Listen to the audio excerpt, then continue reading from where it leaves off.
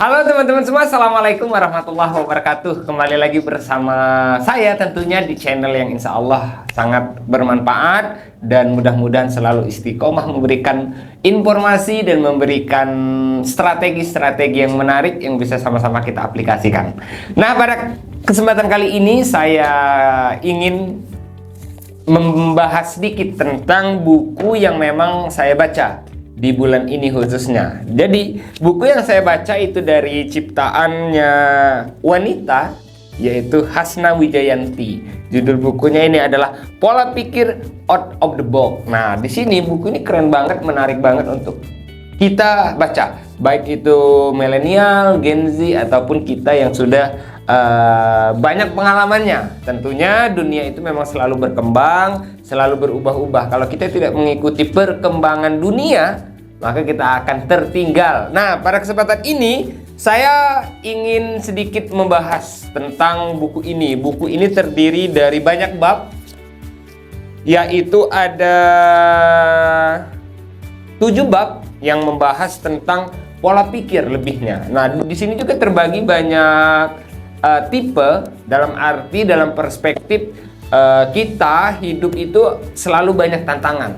Ingat, bukan masalah, tapi tantangan, yang mana tantangan itu harus kita selesaikan, baik dunia keseharian kita atau aktivitas kita sehari-hari atau rutinitas kita. Yang kedua itu dari sisi dunia kerja, permasalahan dunia kerja, permasalahan lingkungan dunia kerja, itu semua dibahas juga di sini. Ataupun tentang keberlanjutan hidup kita, yaitu tentang mimpi ataupun tantangan-tantangan yang memang harus kita selesaikan di kedepannya. Nah, di bab pertama ini tentang pola pikir. Pola pikir ini sangat penting, sangat kreatif, dan itu harus kita tumbuhkan bersama. Karena tanpa kita berpikir kreatif, ternyata kita ampuh untuk membantu mengatasi masalah berbagai permasalahan hidup. Nah, jadi teman-teman, ketika kita menjalani rutinitas sehari-hari, itu biasanya banyak banget tantangan. Baik itu tantangan dari dalam diri kita ataupun tantangan dari luar. Pada dasarnya, kita itu selalu dihadirkan 2 pilihan. Pilihan yang pertama itu adalah tentang sesuatu yang bisa kita kontrol. Dan yang kedua itu adalah pilihan tentang sesuatu yang tidak bisa kita kontrol atau tidak bisa kita atasi. Nah, sesuatu yang bisa kita kontrol itu terjadi pada pola pikir kita, pada energi kita, pada perasaan kita. Dan sesuatu yang tidak bisa kita kontrol itu terjadi pada orang lain atau faktor luar, yang mana itu tidak bisa kita kendalikan. Contoh, misalkan kamu punya masalah dengan pekerjaan kamu, maka kamu bisa menyelesaikannya itu ketika terjadi pada sesuatu yang bisa kita kontrol. Ketika kita tidak bisa atau stuck dalam tantangan tersebut, maka kita harus mencari solusi, mencari ide dengan kreatif untuk menyelesaikan tantangan tersebut. Nah, sesuatu yang tidak bisa kita kontrol itu terjadi pada orang lain. Misalkan kamu menawarkan produk ke orang lain, ketika kamu jualan, ketika kamu menjadi marketing, ketika kamu menjadi selling, dan orang lain tidak tertarik dengan yang kamu tawarkan, maka kamu tidak bisa marah-marah, kamu tidak bisa jengkel, karena itu adalah sesuatu yang tidak bisa kita kontrol. Nah, begitupun di dalam buku ini, kita itu harus berpikir inovatif, kita itu harus berpikir kreatif dan terbuka, dan kita harus selalu ada solusinya setiap tantangan yang ada. Nah, itu pada bab pertama tentang pola pikir.